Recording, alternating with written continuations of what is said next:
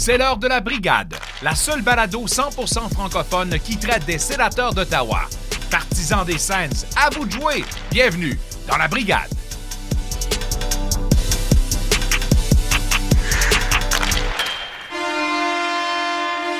Salut tout le monde, bienvenue à la Brigade. Mon nom est Jean-Philippe Fortin, en compagnie aujourd'hui de Pascal Villeneuve, en infériorité numérique d'un homme. Jean-Philippe Fortin, absent aujourd'hui, mais bien présent parmi nous, dans nos cœurs.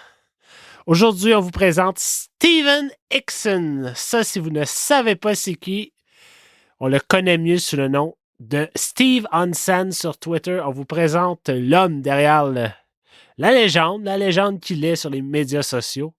Grand fan des sénateurs, on s'entretient avec lui un peu plus tard. J'aimerais prendre un petit moment pour vous rappeler que la Brigade est disponible sur toutes vos plateformes de diffusion de podcasts, ainsi que les vendredis et mercredis sur les ondes du 94.5 Unique FM, maintenant avec un K, le nouveau logo de la station. Vous pouvez également nous suivre sur Twitter, Instagram et Facebook. D'ailleurs, si vous voulez nous aider, je vous invite à aller nous faire une petite review, une revue sur Apple Podcasts ou sur Spotify. Un petit geste qui peut nous aider énormément. Pascal, comment ça va? Hey, ça va bien, puis justement, on pense que tu nous disais qu'on était rendu une dizaine de reviews sur Spotify, donc le message semble passer, puis oui, comme faut pas négliger l'effet et l'impact que ça peut avoir sur pas nos ratings, mais sur le fait que le podcast se fait connaître par d'autres personnes, puis que la communauté s'agrandit, donc gênez-vous pas. On vous rappelle que nous, à la base, le but de la Brigade, c'était, oui, c'est un podcast, mais c'est aussi essayer de trouver une façon de rassembler une communauté de partisans francophones qui prend pour les sénateurs d'Ottawa. On trouvait qu'il y avait peut-être un médium qui manquait pour ce groupe-là, un groupe de négligés, si on veut. Alors, voilà, si vous avez des idées, des projets, vous voulez venir nous jaser, n'hésitez pas. Oui. Oui, parce que, oui, on a... Oui, vraiment. Je vais peut-être mettre une petite musique. Mais c'est ça, parce que là, on reçoit aujourd'hui Steve Onsen, puis qui est quelqu'un qui s'est fait connaître en tant que partisan, puis qui a pris le moyen que lui aimait puis connaissait, Twitter, puis il a parlé de son équipe, puis ça l'a fait, comme il va nous dire, ça l'a fait rencontrer des gens, il s'est fait des amis avec ça, il y a des personnes peut-être quand même qui étaient amis avec, qu'il n'a jamais rencontré encore en personne. Nous, ça nous a permis de le rencontrer. Toi, tu l'as rencontré, tu l'as vu même en personne quand vous êtes allé à la partie à Montréal. Fait que c'est comme ça que la communauté grandit, justement. Fait que puis oui, comme on reçoit des invités, on reçoit on a eu Pierre Dorion, on a eu quelques joueurs de hockey, on a toutes sortes de gens plus dans l'équipe, mais on était intéressé aussi par vos histoires, l'histoire des partisans. Donc ça, c'est quelque chose que quand on a parti le podcast, on s'était dit aussi que on allait peut-être amener pas des simples, c'est pas pour dire c'est des simples partisans, mais des paysans. À quelque part, c'est ça quand même, des simples paysans. Venir nous jaser puis nous parler de leur histoire puis comment que ça a commencé, puis fait que attendez-vous à ce qu'on ait de ça aussi là, dans les prochains épisodes. Je disais justement, Steve, on l'a connu sur Twitter, mais Beata, on l'a reconnu sur Twitter, Stuart sur Twitter. Même nous trois, on s'est rencontrés sur Facebook via le groupe de partisans des sénateurs que notre cher Patrick Tourangeau gère avec une main de fer. Oui. Alors, il y a une communauté et elle grandit. Absolument. Sur ça, on a deux annonces à faire. Puis ça, on veut aussi vous entendre. Alors, écrivez-nous sur les médias sociaux, écrivez-nous en privé. Dites-nous si vous trouvez que c'est une bonne idée, si ça n'a pas d'allure. En tout cas, on l'essaye. On avait un problème à la Brigade. On se rendait compte que plus souvent qu'autrement, comme on enregistrait d'avance, on finissait par parler d'un sujet qui était d'actualité au moment où on enregistrait. Et là, quand l'épisode sortait le vendredi, ça faisait peut-être une semaine et demie que le sujet était clos. Alors, ce qu'on va essayer de faire, c'est on vous annonce qu'à partir de maintenant, on va essayer de sortir un épisode à chaque semaine. Il va y avoir l'épisode le vendredi. Cet épisode-là, ça va être un épisode qui va être dédié à une invitée qu'on va recevoir. Comme Pascal l'a dit tantôt, ça peut être quelqu'un qui est dans l'organisation, ça peut être quelqu'un qui a été dans l'organisation, ça peut être un simple paysan, ça peut être un partisan, ça peut être un journaliste. Paysan, c'est partisan dit quand t'as pas de dents. Moi, je suis un paysan. Exact. Chris Neal est un face. J'ai aucune idée où je m'en allais, là. Qu'on va recevoir exact. des gens, puis c'est ça. Donc, cet épisode-là va être... Ça va être une entrevue, ça va être une discussion avec quelqu'un dans l'entourage de l'équipe. Et la semaine suivante, ben, le segment qu'on appelait le warm-up va devenir plus ou moins l'épisode de la semaine suivante. Donc, ça va être nous trois ou quelqu'un d'autre. On pourrait être quatre. On pourrait inviter quelqu'un d'un autre balado, un partisan qui veut venir jaser avec nous, à parler justement de ce qui se passe, des sujets un peu plus d'actualité. Donc, cet épisode-là sera enregistré et sortira probablement 2 jours plus tard, dépendant de l'horaire de Pascal. C'est ça, l'horaire d'un peu tout le monde qu'on peut enregistrer puis qu'on peut le sortir. Fait que c'est ça. Fait que le premier épisode, ce serait celui-là qui est aussi présenté sur Unique FM. Donc, puis un des problèmes qu'on avait aussi, c'est que des fois, notre épisode était beaucoup trop long. T'sais. Notre épisode durait 1h30, alors que sur Unique, notre plage horaire est vraiment comme de 55 minutes. Donc là, ça nous laisserait la liberté de discuter de choses, d'autres choses dans un format différent, un format un peu moins formaté, un peu plus relax peut-être. Un peu plus relax, un peu plus ad lib.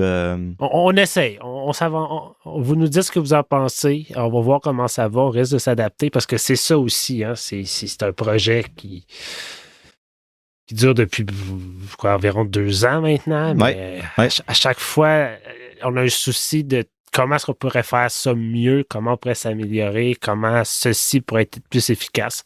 Alors, n'hésitez pas à nous partager vos opinions. Yes. Deuxième annonce, vous l'avez peut-être vu sur les médias sociaux, ceux qui sont présents. La brigade a maintenant sa tasse. Oh yes. La tasse officielle de la brigade. Tassez-vous de là. Tassez-vous. Idéal pour le café, le gin ou le petit drink en fin de soirée. Mais à ne pas mettre entre les mains de Pierre Dorion, ça peut être dangereux. Il est mieux avec les tasses en styrofoam, je crois. Eh là là. Alors, la tasse est à vendre.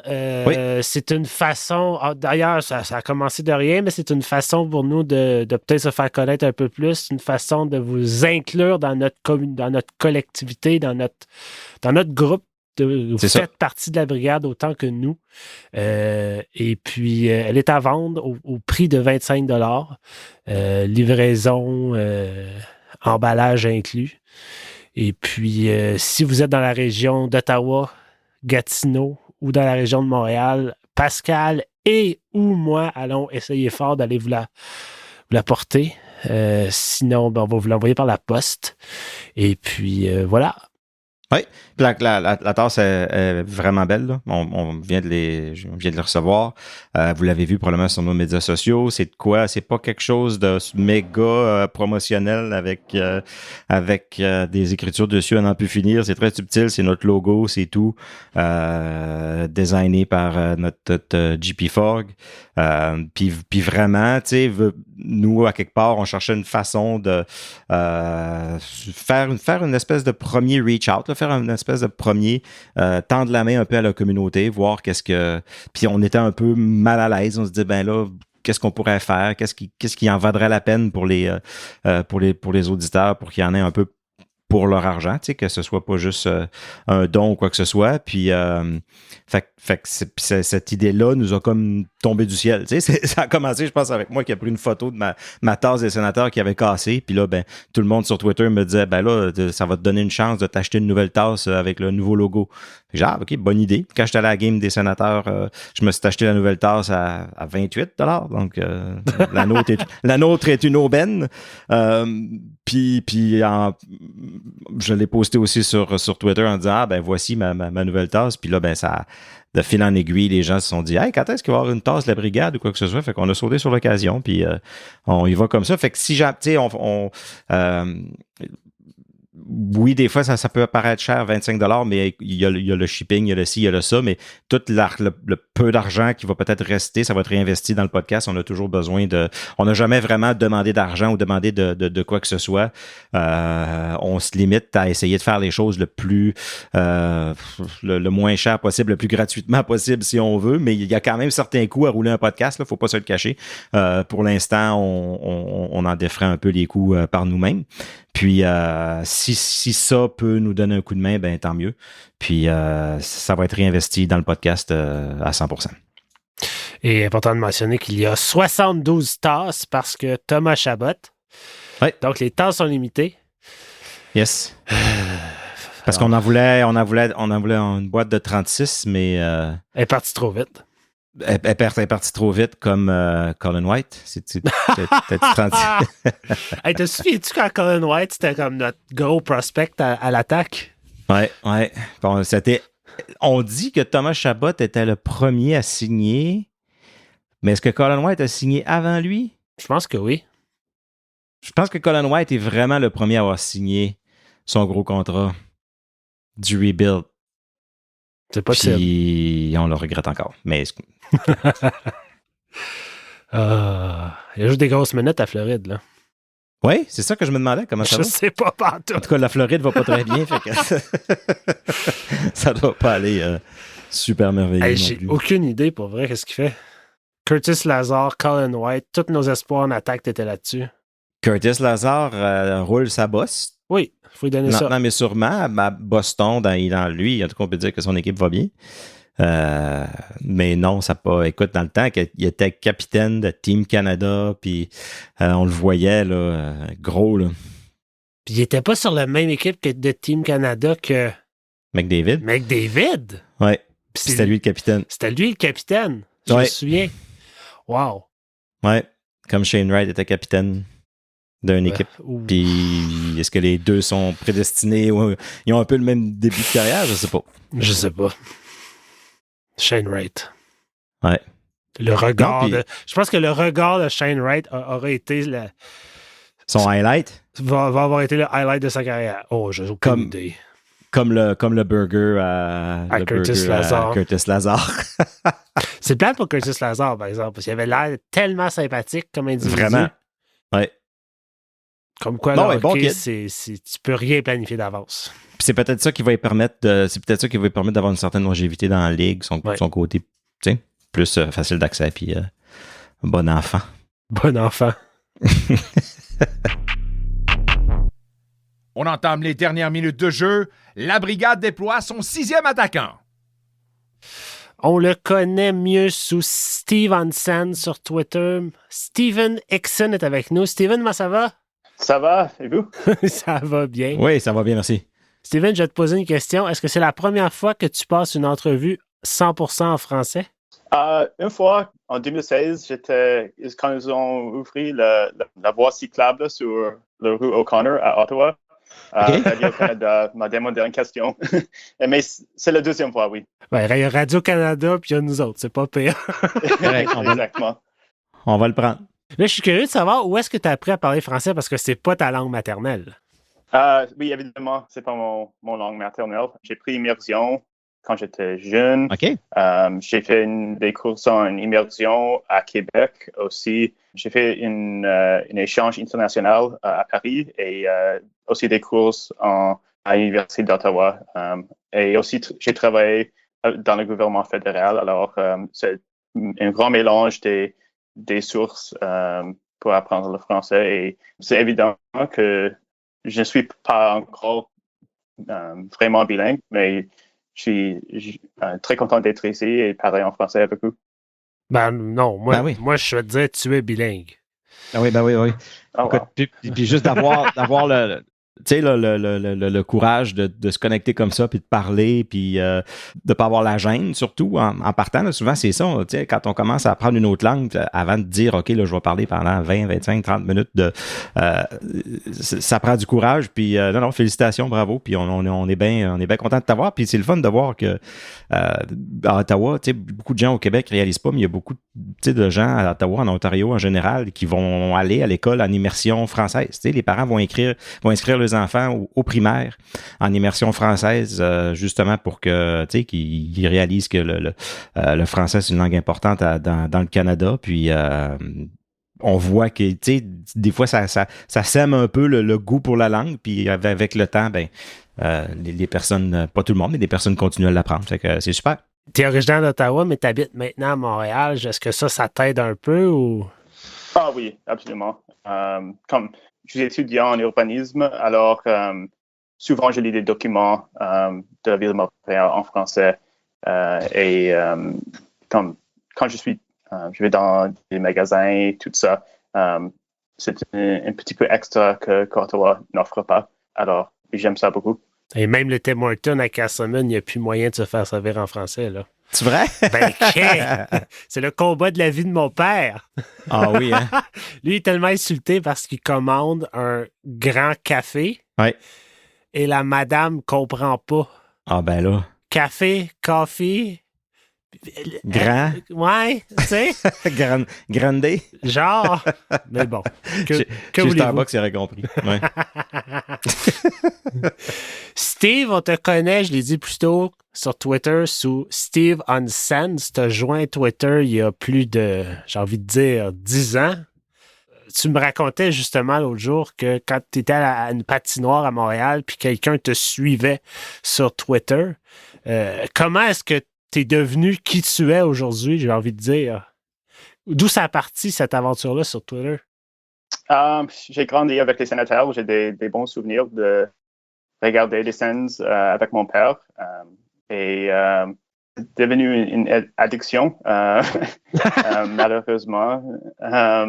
Et en 2013, j'étais en école secondaire et j'ai trouvé des comptes comme Banks Mullet, Brochensky, tellement drôles et j'ai pensé que pourquoi pas.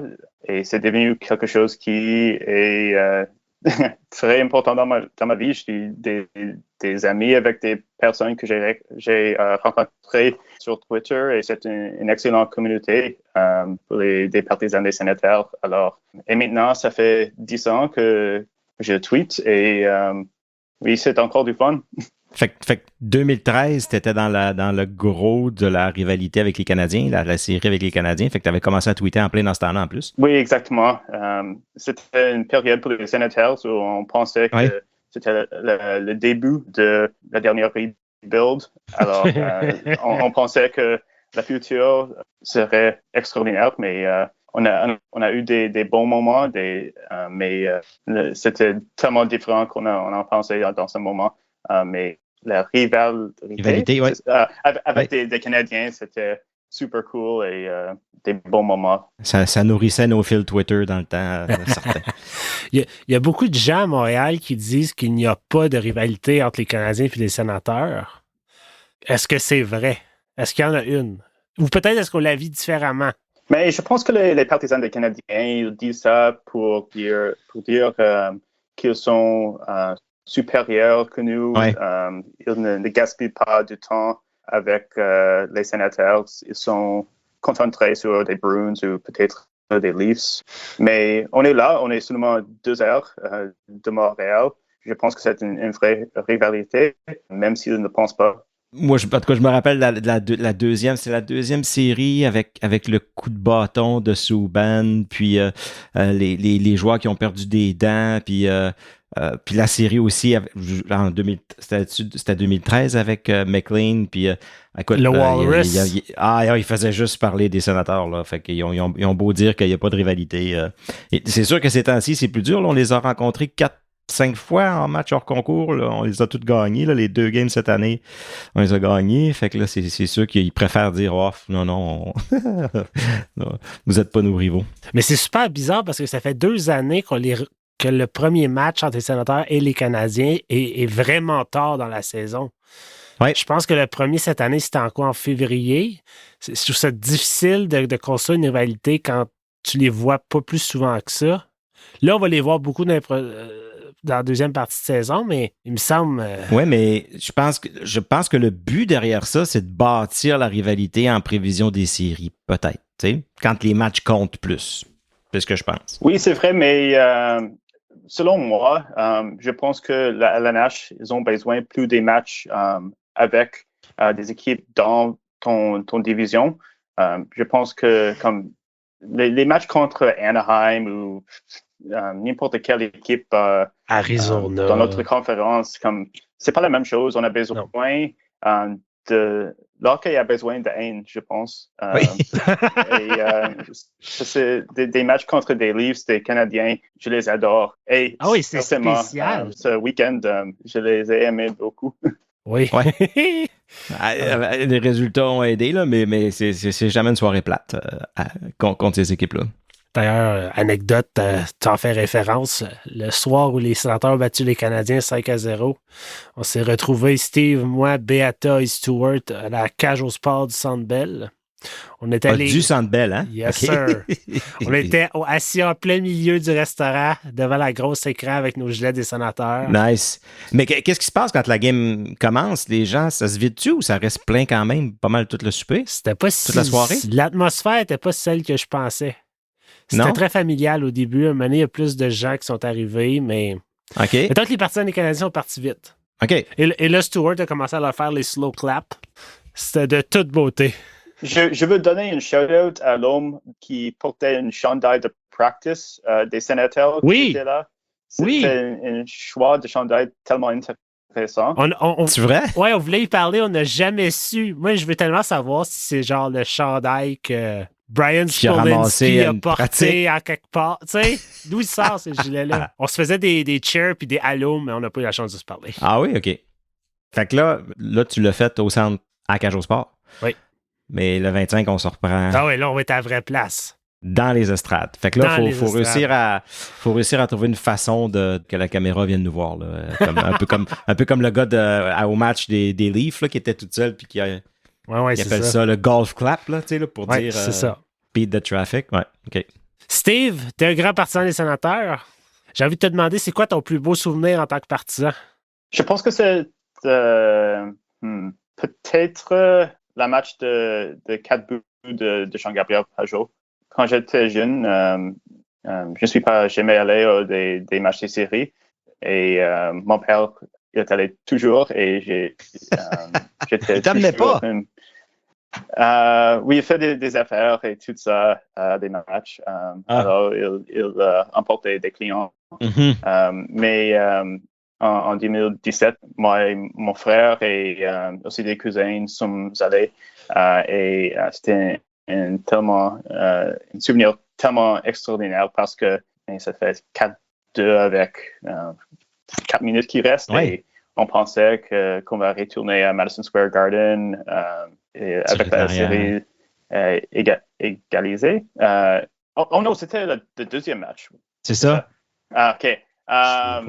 De voir les bouts de Pageau et le bout en prolongation. Oui, c'est ça. L'atmosphère dans l'aréna, c'était incroyable. Non, ça devait tellement être malade. Je pense qu'ils ont fait 2 buts avec le gardien retiré, je pense. Ça se peut-tu? Oui, ils ont fait deux buts dans les 4 dernières minutes, c'est ça.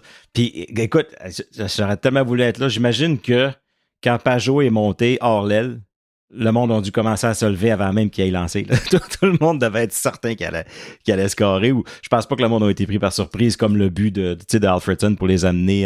D'après moi, tout le monde savait. Puis Pageau qui a dit cette fois-là, il avait dit j'ai juste fermé mes yeux. Puis j'ai shooté. Puis elle a trouvé son trou, tu sais. C'est capoté. Ah non, ça devait être fourrette cette soirée-là. Oui, pendant l'été, je suis allé au Sensplex parce que il y a des groupes des sénateurs et des joueurs qui habitent à Ottawa. Ils ont fait une practice là.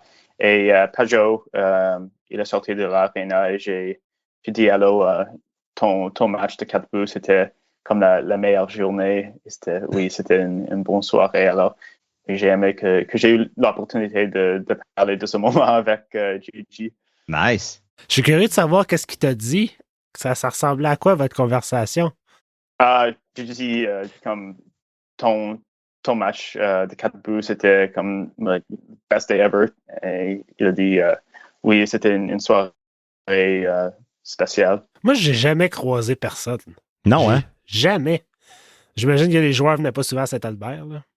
Ah, ben, peut-être. Puis tu sais, mais je sais pas si moi, s'il n'y a pas un attroupement vers la personne, je suis pas sûr que je flasherais que. Non. Tu sais, je suis au centre. Puis c'est drôle parce que Philippe était au centre rideau à un moment donné. Puis il dit papa, il m'écrit, il dit c'est Craig McTavish, hein? C'était le lendemain, je pense qu'il avait gagné le championnat junior mondial.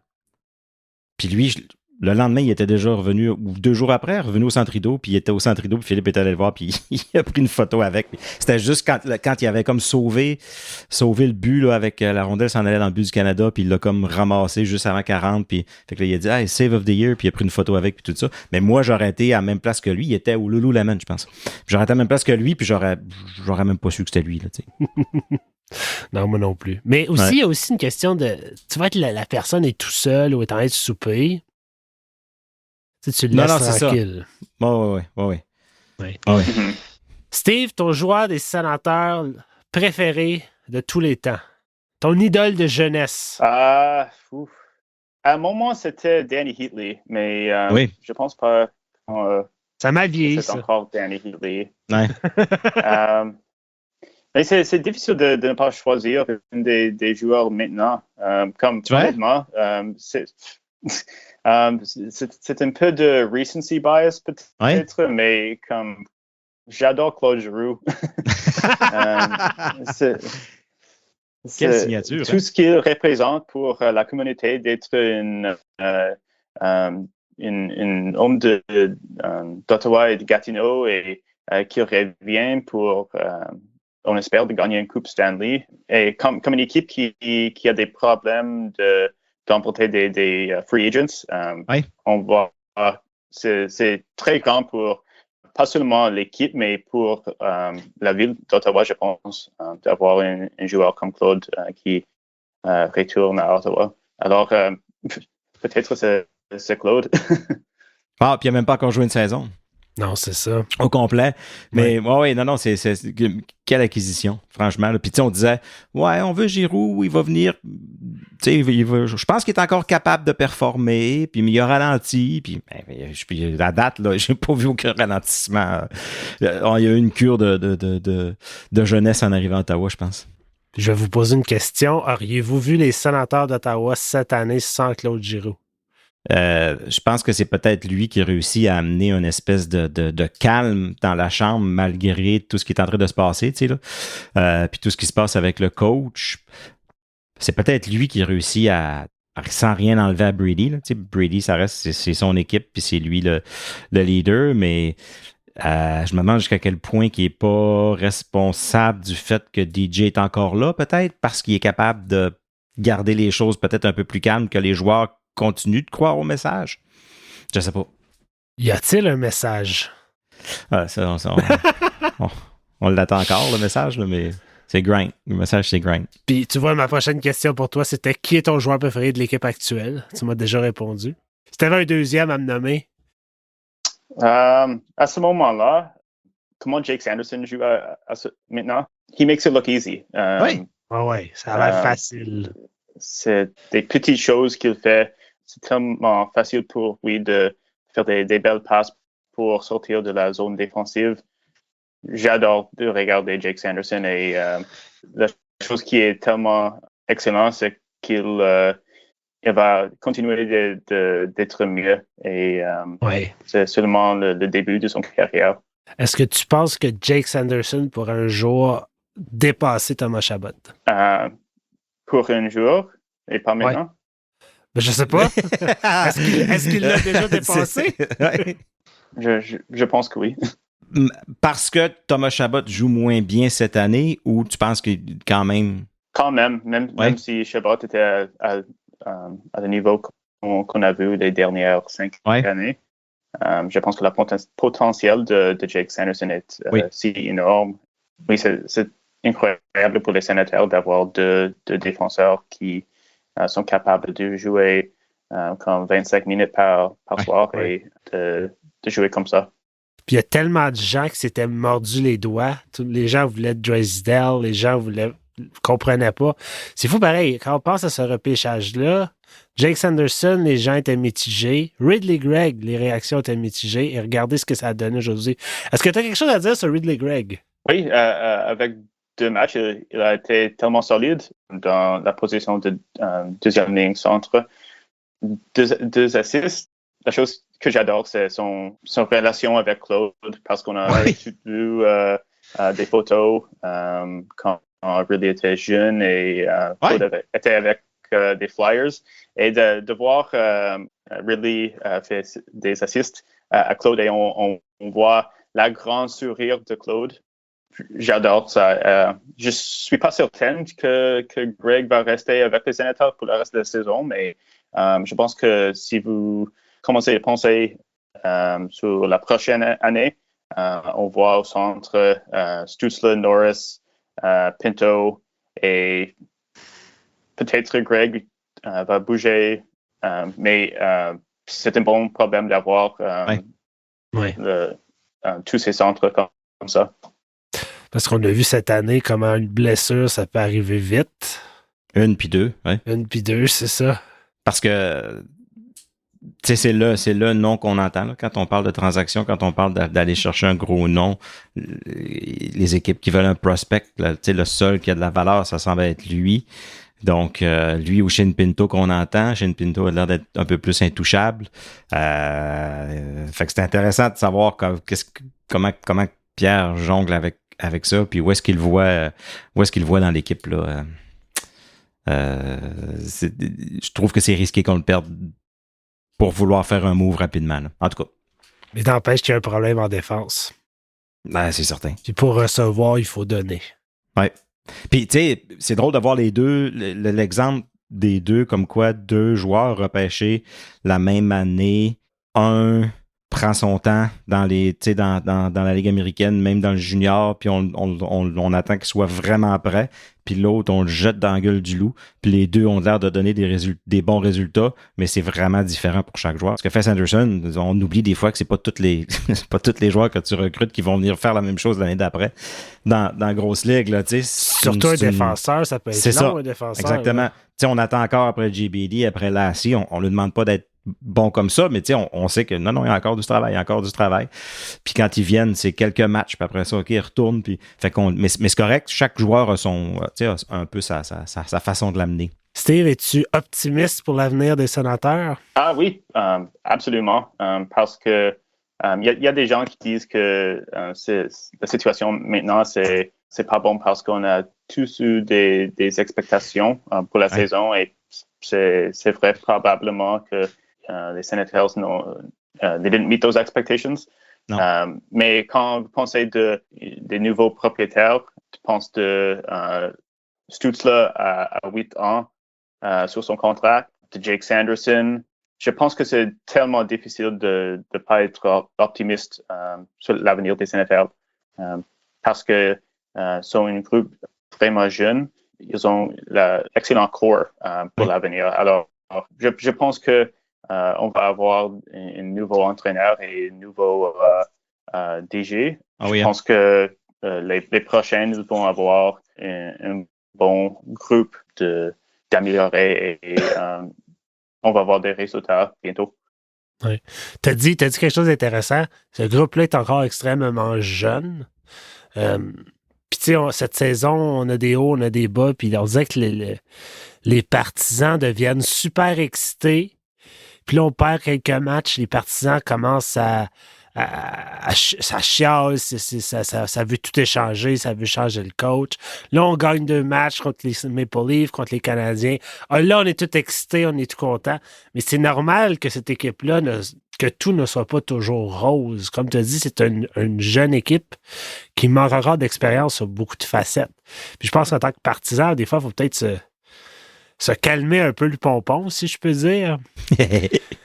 On n'a pas un trio de Daniel Alfredson, Danny Heatley, Jason Spezza là, en ce moment. Là. On n'est pas à ce calibre. On n'a pas l'équipe qu'on a eue à une certaine époque.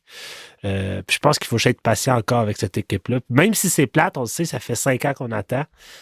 On s'est fait des attentes, puis aujourd'hui, on se fait presque reprocher de s'être fait des attentes. Ah, vous aviez trop d'attentes. Ouais, mais maintenant, on a le droit de se faire des attentes, je pense. Là. Ça fait 5 ans là, que nos attentes, on n'en a pas, puis vous nous dites qu'on reconstruit, puis là, c'est correct.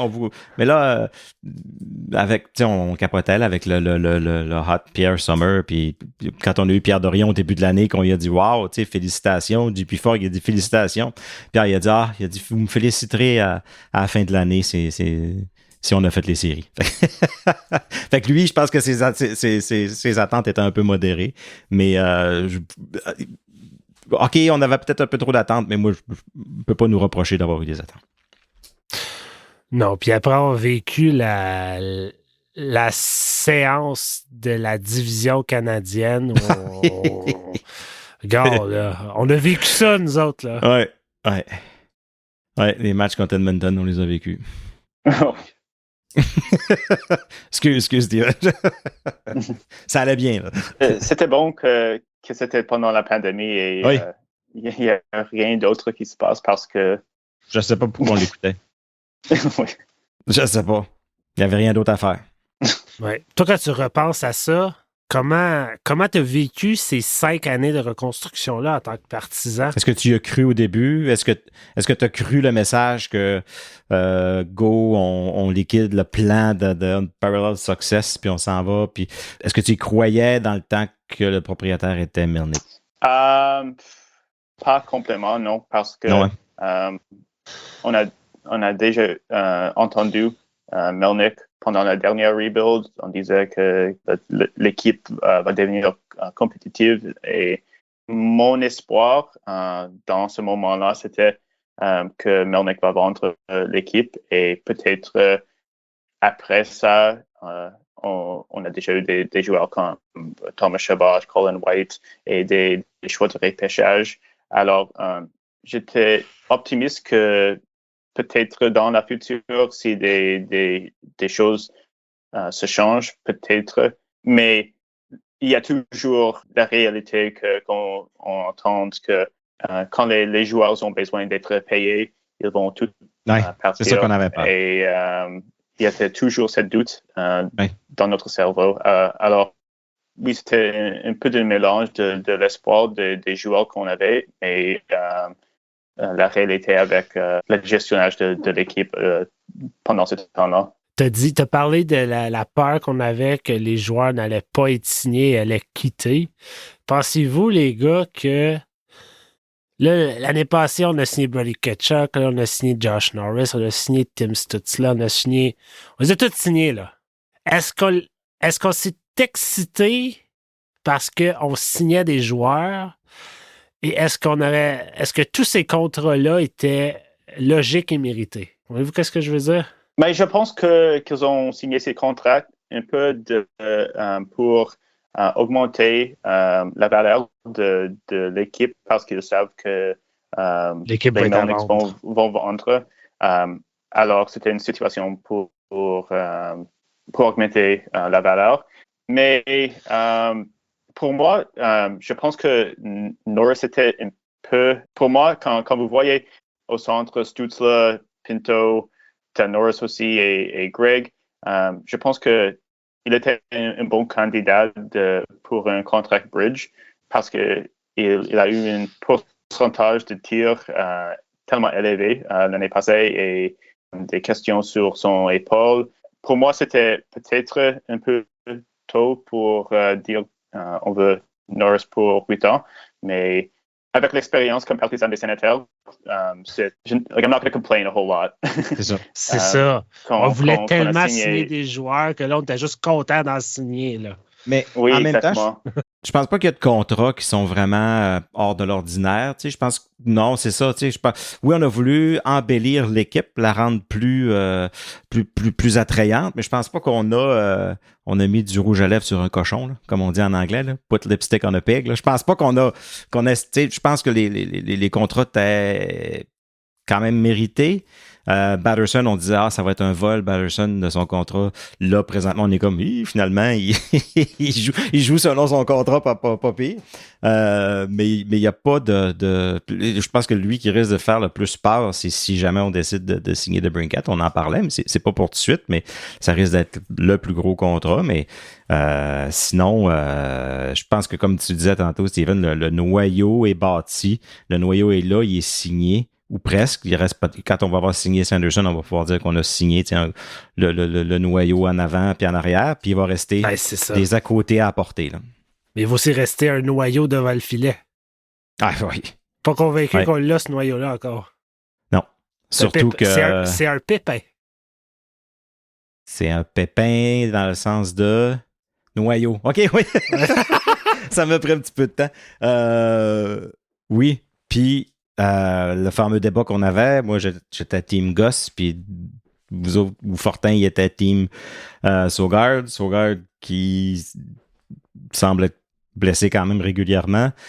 C'est tellement d'incertitudes. Forsberg, j'adore Forsberg, puis je suis content, ça fait 2 bonnes games de suite. Il goal bien quand c'est un gardien de séquence, quand il a souvent le filet.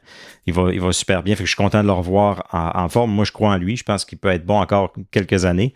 Mais est-ce que c'est le gardien qui va nous amener en série, puis loin en série? Je suis vraiment pas certain.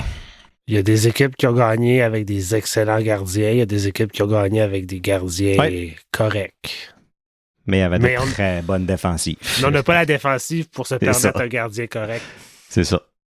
Pour l'instant. Mais j'ai vu beaucoup de discussions maintenant sur Thatcher Demko, peut-être, comme solution en bout. Son saison ne va pas très bien maintenant, mais il est encore signé pour 3 années, je pense, à 5 millions par année. Peut-être c'est une option d'acheter à un prix bas. Oui, puis c'est ça, pendant que sa valeur est peut-être à moins haut, puis Cam Talbot pourrait peut-être aller aider une équipe à date limite des transactions, ça pourrait être... c'est vrai, ça pourrait être une idée. Mais on dirait que je suis juste pas certain si on a la solution à l'interne. Devant les buts? Comme on discutait l'autre jour, dans notre chat, c'est qui le dernier gardien qu'on a repêché, développé, puis qui a joué de façon constante dans l'équipe? Je pense que ça remontait à Harry Emery. Oui, c'est ça. L'autre candidat serait Leonard, peut-être, mais... Ouais. Mais c'est pense quoi avec lui? Il joue pas, là? À part qu'il a fait faillite de sa ferme de serpents, là. Il y a un serpent dans ma botte. Mais non, mais lui, il est blessé. C'est quoi qui se passe avec Robin Lehner? Je pense qu'il n'y avait pas une opération, lui.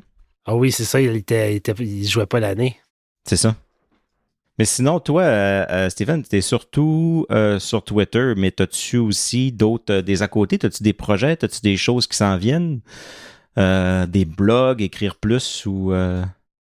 J'ai un petit projet. C'est pas seulement mon projet, mais c'est un petit wiki qui s'appelle Senslore. Et c'est un endroit comme Wikipédia, comme des autres fandom sites. Pour documenter des choses qui sont trop, que peut-être des nouveaux partisans des sénateurs voudraient savoir, comme le Kaspers Dogvin shootout, ou des phrases que Melnick a dit. Sont tous documentés sur ce site, et c'est juste un endroit pour rire et documenter les quirks de cette équipe. Fait que mais c'est ouvert, tout le monde peut contribuer un peu comme un wiki ou c'est géré? Oui, exactement, oui. OK. Exactement. Comment on peut y accéder? C'est senslore.wiki.com. OK. Parfait. Double check. On va le mettre dans la description. Senslore.fandom.com. OK. Puis c'est toutes des choses un peu plus cocasses, un peu plus drôles qui se passent avec l'équipe plutôt que vraiment comme un Wikipédia qui va vraiment donner les stats puis les ci puis les ça un peu plus boring. Là.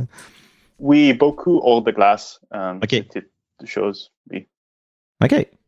Un jour, Pascal, tu vas peut-être être dans le wiki des sénateurs. Oui, il faut que je fasse quelque chose de drôle, là. Je sais pas. Quoi encore? Steve, on a une petite tradition à la brigade. À la fin de chaque entrevue, on a un segment qu'on appelle les tirs de barrage. Est-ce que tu joues au hockey dans la vie? Oui, maintenant seulement à l'extérieur, sur des patinoires locaux, mais quand j'étais jeune, oui. Y a-tu des patinoires un peu à Montréal qui sont quand même bien entretenues? T'es dans quel coin à Montréal? Je suis à Mile End. Alors, il y a une bonne patinoire à Bernard de Gaspé. OK. C'est tellement cool parce que c'est juste à côté d'un grand édifice et il y a une grande œuvre d'art sur Une le grande côté murale, hein? Oui, exactement. Et la patinoire est juste avec une bonne vue de la murale. Cool. C'est une bonne patinoire. Est-ce que c'est une patinoire qui est là à l'année ou qui défond puis qui remonte à chaque hiver? Oui, c'est ça. OK, parfait. Donc, tu es familier avec le concept des tirs de barrage. Je te pose des questions, puis tu réponds comme ça te vient. OK. Sans plus tarder, faites place au tir de barrage. Donc, pour commencer, que de castor ou smoke meat? Donc, beaver tail ou smoke meat? Probablement le smoke meat. Oui. Oh, un traître! Il a choisi Montréal. Ouais. mais attends, parce que là, maintenant, ils font des queues de castor salées, comme on appelle, là. Ail et parmesan ou... fait que là, une queue de castor au smoke meat. Smoke meat. Je pense qu'on tient peut-être quelque chose, là. Le sucré, salé... Mais je veux dire que mon choix, si j'avais un autre, c'est bagels. Ah oui? J'aime mieux que les deux, oui. Alors, c'est notre 100% gang Montréal. pour Montréal. Bagels de Oui. Montréal, oui. OK. Correct. On va continuer l'entrevue quand même. Si tu pouvais aller dans le passé et annuler une transaction faite par les sénateurs, ce serait laquelle? Ouh. Peut-être Duchesne. Quand sont allés le chercher? Simplement parce que d'avoir la quatrième choix, ce serait grand pour le rebuild. Mais aussi, peut-être c'est Chera de rester avec l'équipe. Alors oui, il y a plusieurs options. C'est difficile de choisir seulement un. Et certainement parce que vous jouez des jeux de What If. Qu'est-ce qui se passe si Hossa restait? Peut-être Chera voulait rester. Moi, j'aurais été curieux de voir un trio Alfredson, Spezza, Hossa. Ouais. Oui. Mais Jacques Martin avait l'opportunité. C'est vrai. Ben, c'est ça. Ben oui. Star Wars ou Star Trek? Star Wars. Bonne réponse. JP Fogg? Moi? Oui.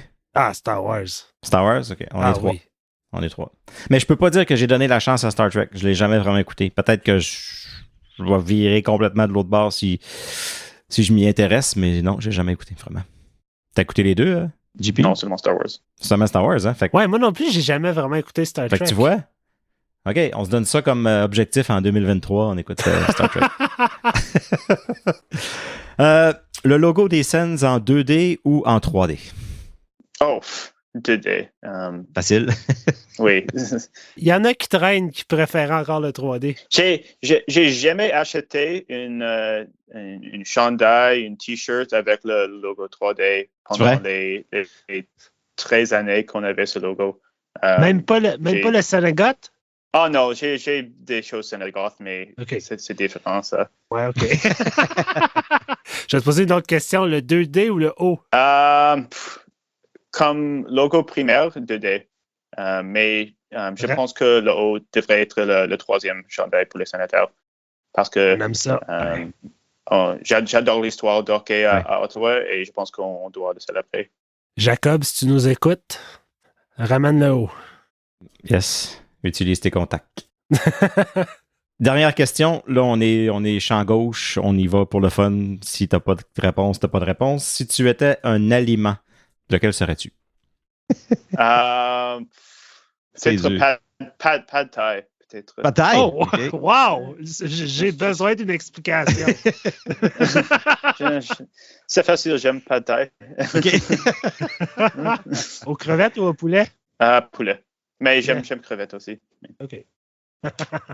Donc, je serais une poutine. Oh! J'ai Qu'est-ce qu'on aucune aime? idée. Non? Moi, je te vois comme un... Je sais pas, t'es grand, une asperge. Wow!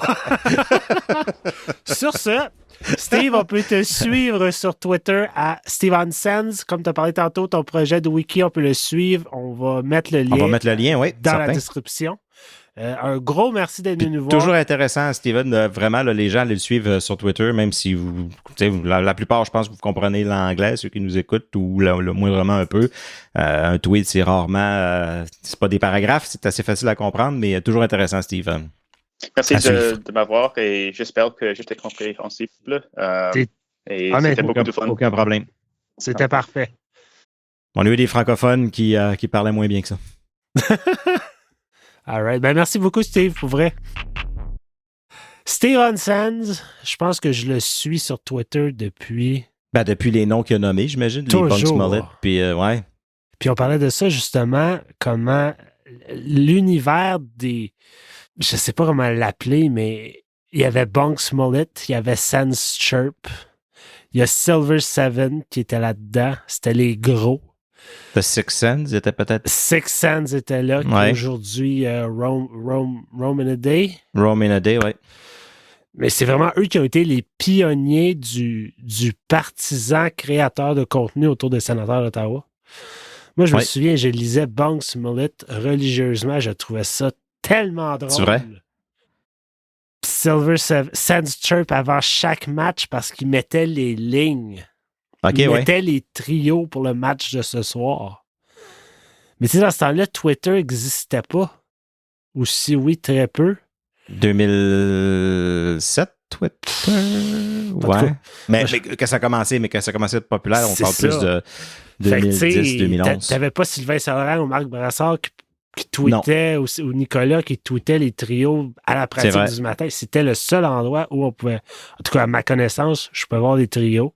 Je lisais ça comme de l'eau. Là. Ça, c'était des blogs à ce moment-là? C'était des blogs. Ouais, OK. C'était 3 blogs. OK, OK. Puis c'est sûr qu'il y avait le droit que je lisais aussi religieusement. Ouais. Puis Steve est arrivé, comme il nous a dit dans l'entrevue, à ces moments-là. Puis je me souviens, il était tout jeune au début. Ouais.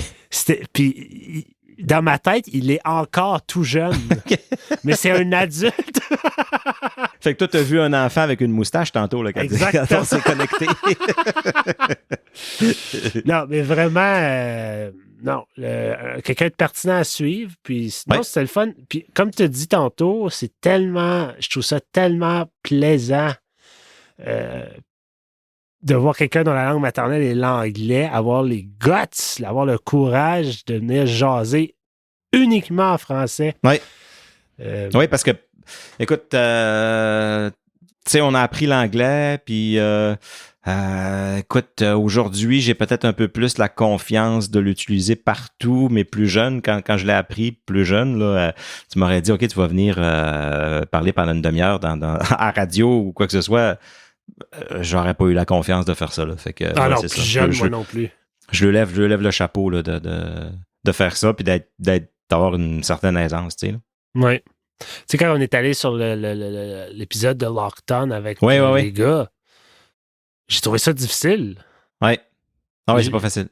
Puis, je veux dire, mon anglais est correct, il n'est pas parfait, mais j'ai quand même trouvé ça difficile de réfléchir puis parler pendant 30 minutes en anglais. Alors, chapeau, Steve. Oui. Et puis, tu reviens nous voir quand tu veux. Yes.